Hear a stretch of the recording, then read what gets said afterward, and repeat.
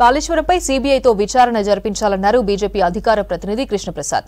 గతంలో సీబీఐ విచారణ కోసం రేవంత్ డిమాండ్ చేశారని గుర్తు చేశారు.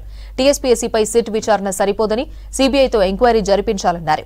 రాష్ట్రానికి 6 లక్షల కోట్ల అప్పు ఉందని చెప్పిన కాంగ్రెస్ నేతలు 6 గ్యారంటీలు ఎలా అమలు చేస్తారని ప్రశ్నించారు. గ్యారంటీల పేరుతో కాంగ్రెస్ మరో స్కామ్ చేయాలనుకుంటుందని ఆరోపించారు కృష్ణప్రసాద్. ప్రీ ఎలక్షన్స్ లో నయీం కేసులో, నక్సలైట్ నయీం కేసులో ఏమి జరిగింది, ఆయన ఆస్తులన్నీ ఎక్కడున్నాయి, 1000 కోట్ల ఆస్తులు ఎక్కడున్నాయి, ఇప్పుడు ఆ డబ్బులు ఎక్కడున్నాయి,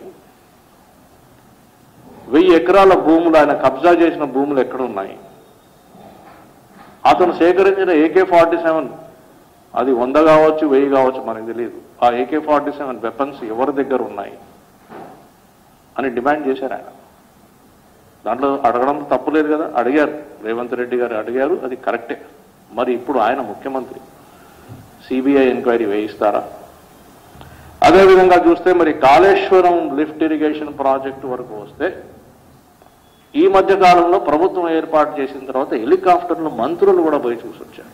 సరే, ఏ రోజైతే జరిగిందో ఆ రోజే తేల్చి చెప్పేశారు రేవంత్ రెడ్డి గారు, కాంగ్రెస్ లీడర్లంతా, ఇది చాలా పెద్ద స్కాము, 36,000 కోట్ల రూపాయలతో ఏర్పాటు చేయవలసిన ఈ కాళేశ్వరం ప్రాజెక్టు డిజైను రీడిజైన్ అని స్వయాన ముఖ్యమంత్రి కేసీఆర్ గారే అసెంబ్లీ ఫ్లోర్ మీద నేనే డిజైన్ చేశానని ఎన్నోసార్లు చెప్పుకున్నారు అని రేవంత్ రెడ్డి గారు కూడా చెప్పారు.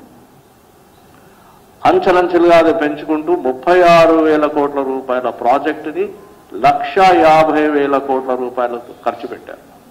దాంట్లో 80,000 కోట్ల రూపాయలు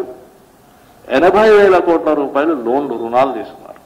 ఆ 80,000 కోట్లు తీసుకున్న రుణాల మీద ప్రతి సంవత్సరము లోన్ కడుతున్నారు, ఇంట్రెస్ట్ కడుతున్నారు. ఇంట్రెస్టే 8,000 కడుతున్నారు.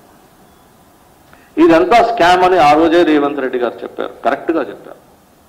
40,000 కోట్ల రూపాయలు గల్లంతైనని పేర్కొన్న ఆయననే ఆ రోజు సిబిఐ ఎంక్వైరీ అడిగి ఈ రోజు గమ్మున ఉన్నారు అంటే దాని అర్థం